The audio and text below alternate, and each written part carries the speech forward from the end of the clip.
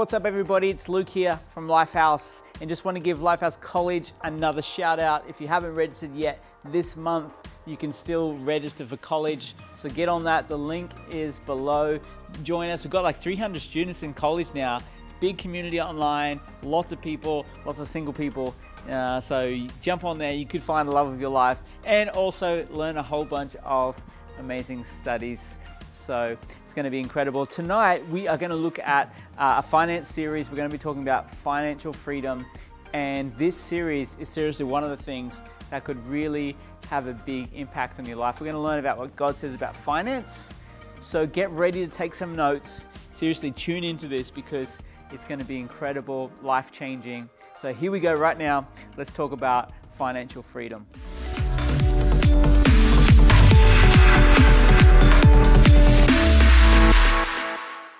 Well, hey everybody, and welcome to step 2 of financial freedom, saving a beginner emergency fund. And if you're joining us for the first time, my name is Josh, one of the pastors here at Lifehouse, and we're just so excited about helping you win with money.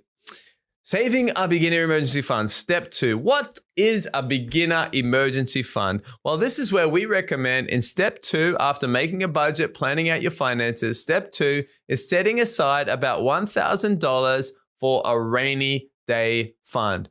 Now, this is a fund that's going to take care of most emergencies as they come up. Maybe your car gets a hole in the tire, or your bicycle breaks, or your phone breaks, you lose a phone, or something happens. Instead of going into debt, instead of spending money on your credit card, instead of going into mother-in-law debt, or instead of asking your parents for money, or borrowing against something, you have enough money to cover a minor expense. And we find that this beginner emergency fund covers maybe 95% of most emergencies. Most emergencies are not bigger than this. Now, there are going to be some emergencies bigger than this, and we're going to look at that in the next steps. But this is a fund just to cover those little things that come up in life as we're going through and getting out of debt. And I want to encourage you, put this somewhere that you can't access easily, so that you won't be tempted to spend it, on a holiday or that iPhone. So you put this in an account maybe that doesn't have internet banking, or maybe doesn't have a card attached, because if easily accessible, it's easily spendable. So put it somewhere. Don't put it under your bed, of course. You may lose it. Now, Proverbs 21:20 says, "The wise store up choice food and olive oil, but fools gulp theirs down." I want to ask you, what do wise people do with their money in a good season? Well, Proverbs 21:20 says they store up food and olive oil. So in a good season, it's good to go ahead. It's good to have margin, and it's good to store up for a rainy season.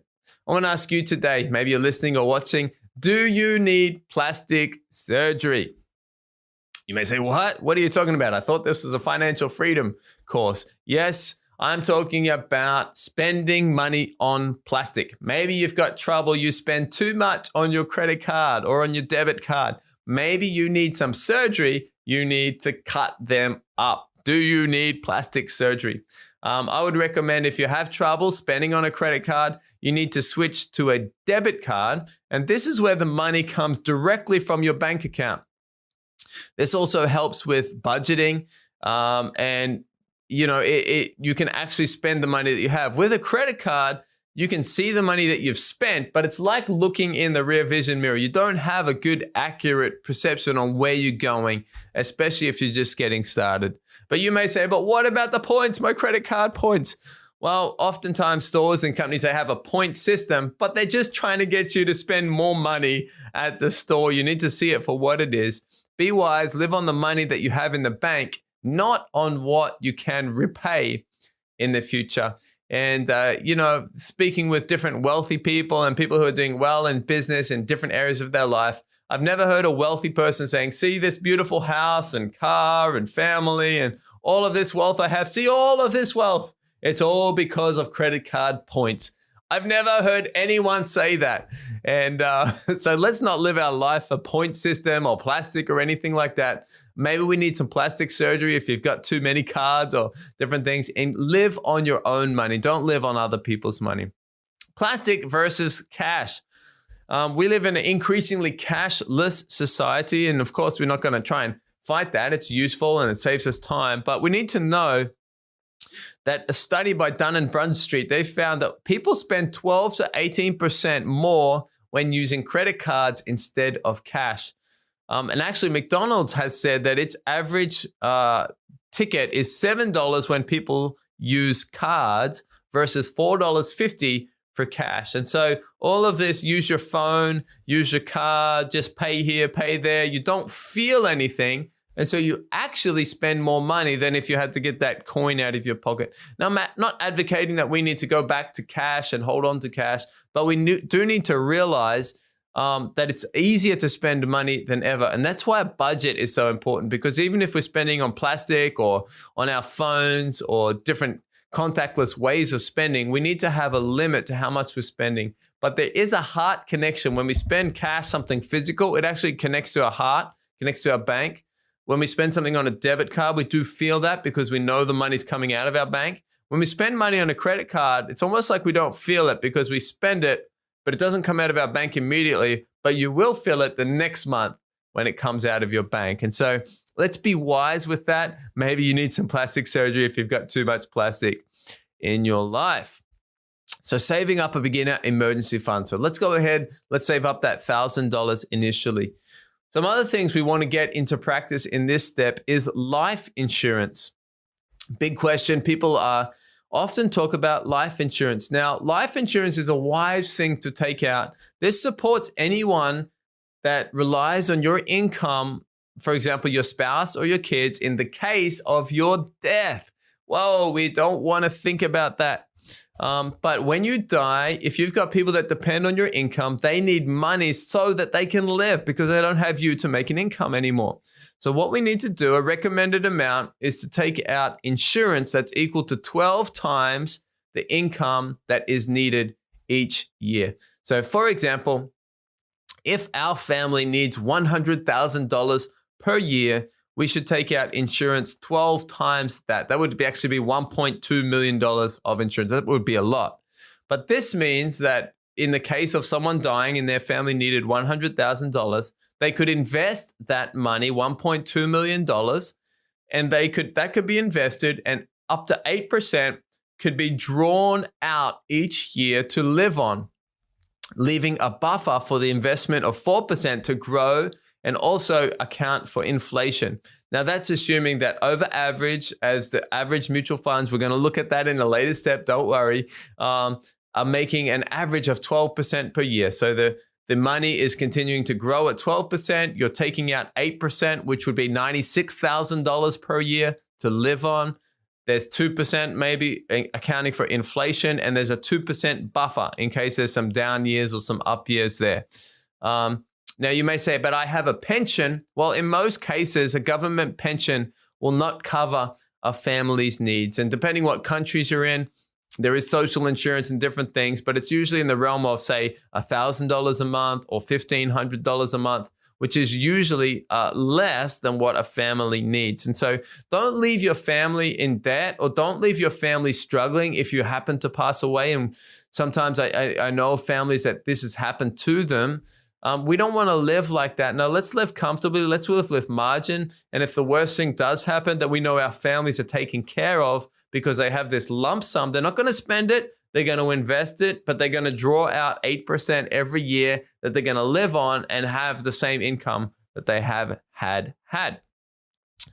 All right, different types of insurance. There's term life insurance and there's whole life insurance, the two main life insurances. Term life insurance is the most simple and inexpensive way of life insurance. It's easily available. You don't need a broker. You don't need a salesperson. You just go online and you just sign up.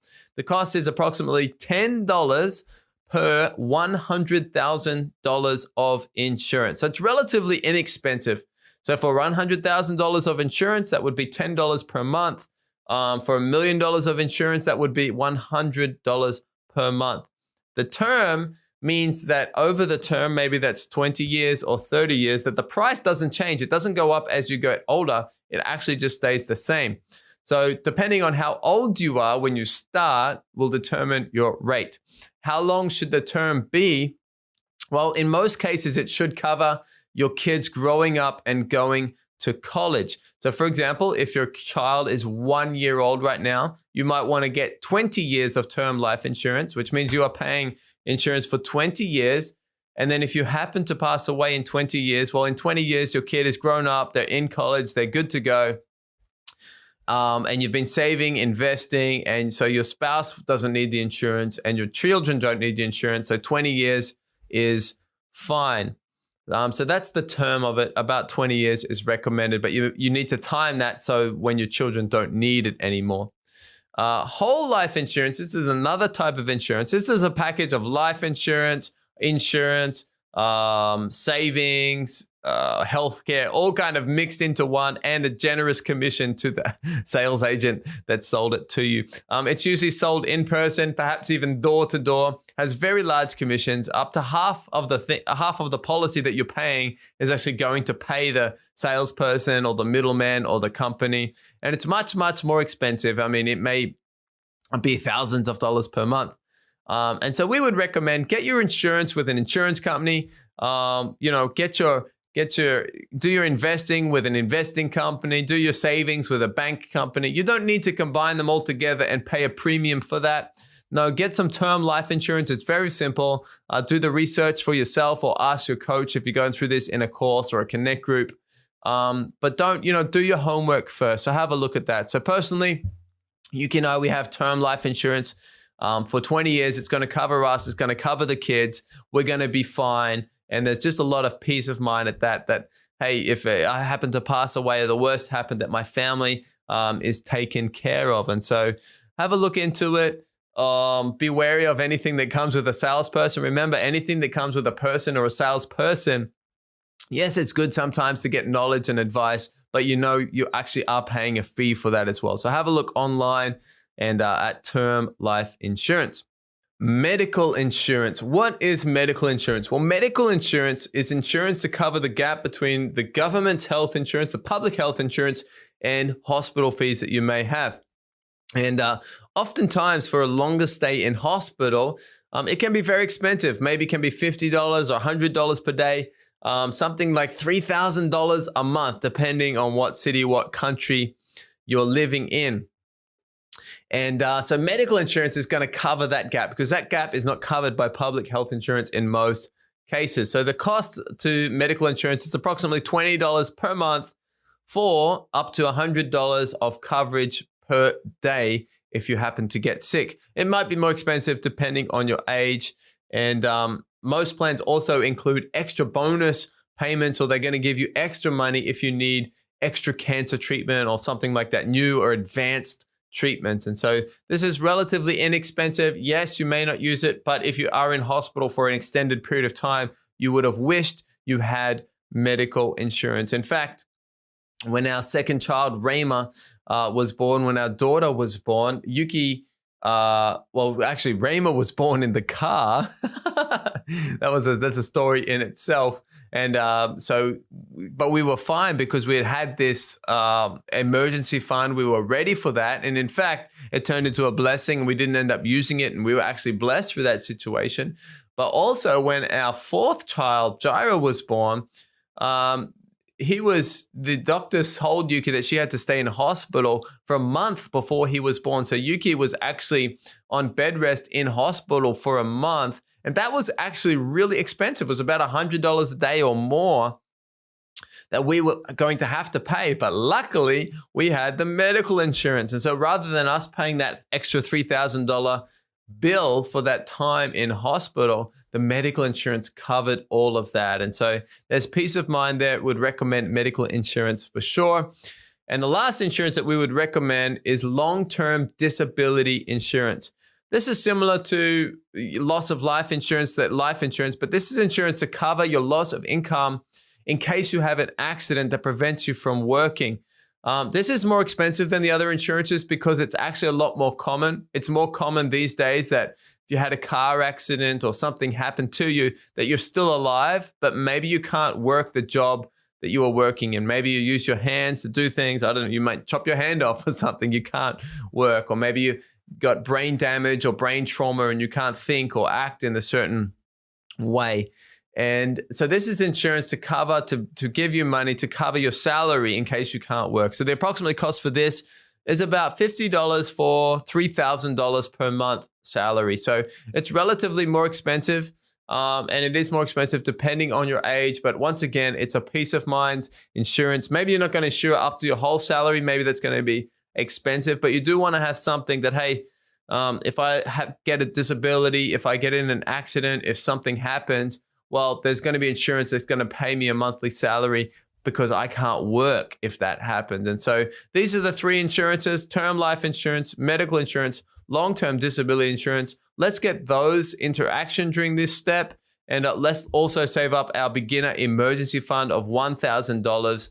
And let's get ready for anything. And when you get these three in place, you've got a budget, and you've got your emergency fund, you've got your insurances in place, you are doing better than 90% of people in the world. Now, you're going to have to do some research. You're going to have to fill out some forms. You're going to have to look at some stuff online. You're going to have to ask some questions. There's a bit of homework to these steps, but it's going to be worth it. And the peace of mind and the sleep easy, your husband or wife is going to thank you. And if something did happen, your family and your children, of course, would also thank you. So hope this step has been helpful to you. Can't wait for our next step, session 3 next time. But I'll tell you what, have a great week. If you have any questions, remember, ask your coach or ask your Connect group leader if you've got any questions about this step. But hey, have a great week. Looking forward to hearing from you, working all of this stuff out for this step. And we'll see you next time for session 3.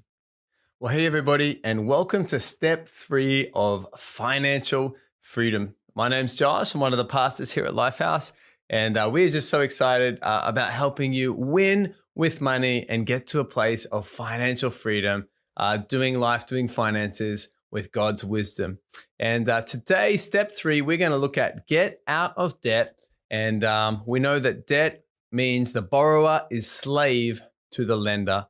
And debt is a weight around our neck that holds us back from everything that God has for us in life. And we won't be able to move into financial freedom as long as we have that weight of debt that's holding us back. And, you know, whatever we save or invest, if we still got debt at the same time, it's kind of like it's reversing. So every inch we gain by saving, if we've still got debt, there's a net zero. If we invest, but we've still got debt and there's an interest rate on that, it's kind of canceling each other out.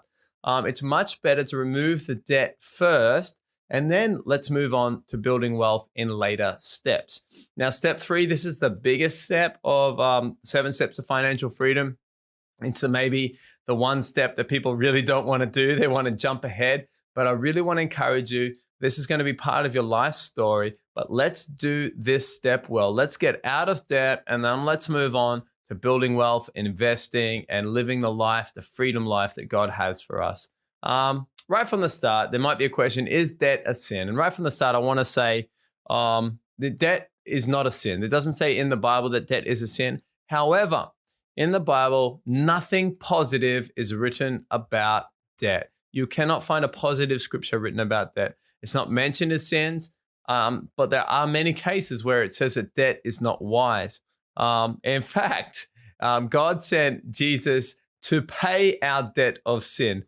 He didn't send Jesus to give us a loan on our sin or to give us a debt. He sent Jesus to pay out our debt. And I think that's a sign enough that God wants us to live a free life, freedom from debt. Proverbs 22:7 says, the rich rule over the poor and the borrower is slave to the lender. So there's a question there about what power does the lender have over the borrower? And you may not have thought of it like this, but the Bible is actually saying this is actually a spiritual concept. When you borrow money from someone or from an organization, when you owe money to something or someone, you are actually a slave until you pay back that amount of money. And so what we need to do with debt is we need to get out of debt. We need to get mad at it. We need to attack it. And you don't need to save and eat out or go on holidays or instead, let's have any extra money that we have and let's put it on our debt. Now, to be clear, step 3, what we're talking about is consumer debt. So we're talking about all debt except our house debt now, or our mortgage debt. Now, that's still a debt. That's still a loan, but it's a very big loan. It's a very large loan. And so we're going to put that in step 6. So you may say, but what is debt? What actually is the debt? Well, debt is anything that we didn't pay for in full. That means it's a form of debt. And so when we buy something, we shouldn't think about, can I afford the repayments? We should think about, can I afford to buy this in full? So forms of debt may include credit cards. That's money you've borrowed from the bank. Now you might pay it off every month, or you may get behind and that becomes something you divide it up into 12 payments or something like that, and there's an interest rates, but that is a form of debt. Student loans. Here in Japan, 40% of graduates have $30,000 or more in student loans. Now they may call them a scholarship, but a scholarship is still a loan if you have to pay it back. In America, in the USA, 70% of graduates have a student loan of $30,000 or more. And actually that's growing year by year. It's actually becoming a little bit of a crisis there. Family loans, mother-in-law loan, father-in-law loan, brother-in-law loan. What do I say? In-laws. I mean, just brother loan or family loan or mother loan. This is a form of loan. This is a form of debt. Personal loans, car loans. This is a big one. This is maybe the least recommended form of debt if there are any, because as soon as you drive that new car off the lot, as soon as you get that loan and you sign the paperwork and you drive away, that car is actually going down a lot in value, but your loan is not going down a lot. You still got to pay that off. And housing loans. So obviously housing is also a mortgage and a loan in most cases, but we're going to put that aside until step 6. Proverbs chapter 6, 1-5 talks very clearly about that. It says, "My son, if you've put up security for your neighbor, if you have shaken hands in pledge for a stranger, you've been trapped by what you said, ensnared by the very words of your mouth." And I think there's many people, and maybe this is you today listening to this, and you've signed something. Maybe it's a phone contract, maybe it's a credit card, maybe it's a car, and you've signed it, and then you've realized, oh, hang on, I'm actually trapped. I'm actually stuck. I'm stuck in debt. This is the case for many people. And this is what it says. It says, "Do this, my son, to free yourself, since you've fallen into your neighbor's hands. Go to the point of exhaustion. Give your neighbors no rest. Free yourself like a gazelle from the hand of the hunter, like a bird from the snare of the fowler." And I don't know if you've ever seen a gazelle running away from a lion, but a gazelle, it runs, and it changes, and it just gets out of it, does whatever it takes to escape. And as a kid, I tried to catch birds before. I've never caught a bird. It's very hard to catch a bird because if you put a box on a bird or you do grab a bird, it's going to worm, it's going to grab away, it's going to fly, it's going to do whatever it takes to get out of it. And this is a picture that God is painting when we're in debt. If we owe money to someone, we should be doing everything we can to get out of that. We shouldn't be putting aside money to save or invest or eat out or go on holidays. We should be, let's get out of this debt and then let's enjoy our freedom life. There's an old saying, like, if you're in debt, the only time you should be in a restaurant is if you're working in the kitchen.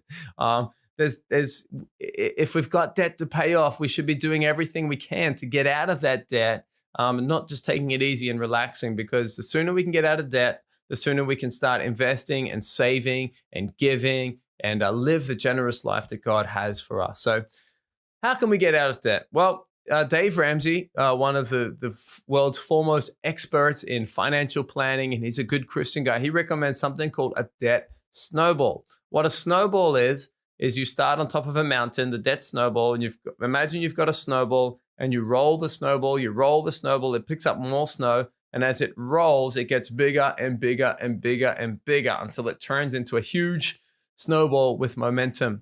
This is what we want to do with our debt. We want to make a debt snowball. So we've got to list out all of our debts from smallest to largest. Don't worry about the interest rates. That's just going to complicate things. Some people think about debt and about finance in terms of interest rates and savings and maths, and that's all good. But what's going to get you out of debt over maybe 1 year or 2 years is you're going to get mad at the debt. The math is not going to get you mad. The math is going to cause you to delay things or change things. You need to get mad at that debt. So forget the interest rates for the time being. Let's list out our loans from smallest to largest and start to pay off everything you can on the smallest loan. And then on the other loans, we don't forget them, just pay the minimum on the other loan. So if you've got a smaller personal loan or a credit card loan. Let's start paying everything off that, and then let's clear out that first debt. Everything left over from our budget, let's put on that first debt and let's get rid of that. Once that's done, you transfer that amount that you were paying onto the next one, and you focus on the next one and you get rid of it. And then the third one, and you get rid of it. And maybe something like university loans or something like that is going to be last on the list. But as you get rid of debts, you're going to feel good. I believe you're going to step into more of God's blessing, and you've got this momentum going where, hang on, I can do this. And maybe what seemed like it was going to take 1 or 2 years, suddenly you start to get momentum going and you're feeling good and you're hitting that debt and you're finding extra money or working another job or a side hustle, and you're knocking out all this debt that could be holding you back. Debt snowball is about momentum. So it's less about math, more about getting mad at your debt and starting with the small victories that are going to lead to a great momentum. So you might say, well, when can I be debt free? Well, to calculate how long until you can be debt free, just get your total debt and divide it by your monthly savings. So if you have $10,000 in debt and you're able to save $100 a month, that's going to take you 100 months to get out of debt, which is going to be about 100, about 8 years, I guess. Now you need to be saving more. If you've got $10,000 in debt and you can save $1,000 a month, get a second job, do something like that. That's just, you're going to be out of debt in 10 months. And now many people maybe have a debt of $20,000, $30,000, $40,000 student loan. You've got to say, how can I get that $1,000? How can I get that extra $2,000 a month to pay on my loan? And most people that we talk to, most people that we coach, most people that we help in a Connect group can get out of debt in 1 to 2 years. And so if you feel like, well, this timeline is too long, or maybe I can't do it, you need to either adjust your budget, get a second job, or feel free to talk with someone, and pastor or your Connect group leader, and say, could you give me some advice on this? I remember for Yuki and I, my wife Yuki and I, we were married. We just started to have children, and we were looking at buying an apartment. And we saved up money. God had been blessing us, and we'd saved up money to buy an apartment, to put a deposit down, and to get a mortgage on an apartment. And just when we were about to sign the paperwork, I felt God speak to me about looking at my old university loan, my student debt. And I hadn't thought about that in a long time, because I was from Australia, lived in Japan, and Australia had an agreement that if you lived overseas and you weren't earning money in Australia, then you didn't actually have to pay off your student loans. And it was a loophole many Australians were using. But then I looked into that, and actually at the end of that year, they were going to make a law to say, even if you're living overseas, you need to pay back your student loans. And I felt more than that. I felt God say, before you buy the house, I want you to pay off your student loans first. And so I got the password, I logged in online, and I was surprised that my student loan that was $20,000 had now grown with interest. Even just the 2% interest rate had now grown to about $30,000. I'd completely forgotten about it. And so I had to go to Yuki and I had to say, well, sorry, I didn't tell you this when we got married, but that university I went to, actually there was a student loan to that, and that money that we've saved for the house and worked hard and we've been saving for many years to buy that house, I feel like God is saying we should put that and pay off the student loan and then get into a place of moving into the house. And of course, Yuki said, yes, maybe not initially, and maybe it took a few days to forgive me, but we took all of our money and we said, we're going to pay off that loan. And we paid it off and clicked that button. I think it was on the last day of the year, December 31st or something like that. And I tell you what, as soon as we clicked that button, I felt so good. We felt so good. We just felt the peace of God, the blessing of God. And it was like there was a weight we had, or a weight I had on my shoulders that I didn't even know I had. But when I paid it off, it was like that weight lifted. And what happened? We thought, wait, maybe we're going to be set back a while for the house. Things were good with work at the time and with the business at the time. And we were able to get into that very same house that we were actually about to put the deposit down on. We were actually able to buy a dream apartment at that time. We probably need a larger apartment now with 4 kids. We only had 1 child at that time. But I tell you what, I believe we were able to get in there, and it was a blessing because we were doing things right. And sometimes if you have debt, and there's a blessing coming. When you've got debt, sometimes that thing that was meant to be a blessing, like a new house or buying something new or that new relationship or something, oftentimes I believe the enemy can use things like debt to turn that blessing into something that's not so good. For example, when you've got university loan or you've got a big amount of debt and you stretch yourself and you buy that new house, but you don't have any margin, what happens if the hot water system blows up? Or what happens if the air conditioning stops working? Or what happens if there's a disaster? And if you're stretched too thin, suddenly that very thing that was supposed to be a blessing that God has for you as a blessing can turn out to be the opposite case. And so I want to encourage you, let's get out of debt first before we start investing, before we start buying a house, before we start moving on to these next steps, because that's the plan that God has for us. God wants us to be not the borrower. The borrower is slave to the lender. God wants us to be the head and not the tail. And so I want to encourage you in this step, why don't you list out the debts that you have? Now, don't be embarrassed or ashamed by this. Maybe this is just your first time learning about it.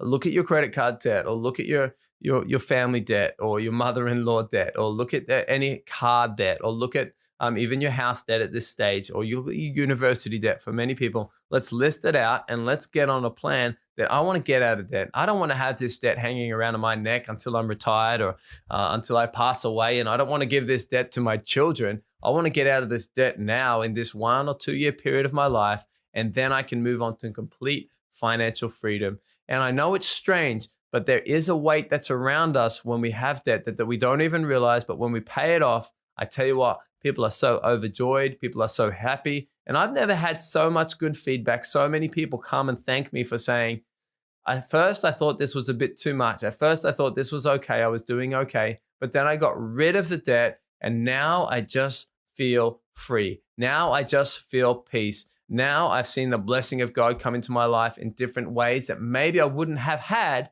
unless I'd been out of debt. And so I really want to encourage you, take this step seriously. It's the biggest step. Let's get out of debt in 1 to 2 years. If you have no debts, congratulations.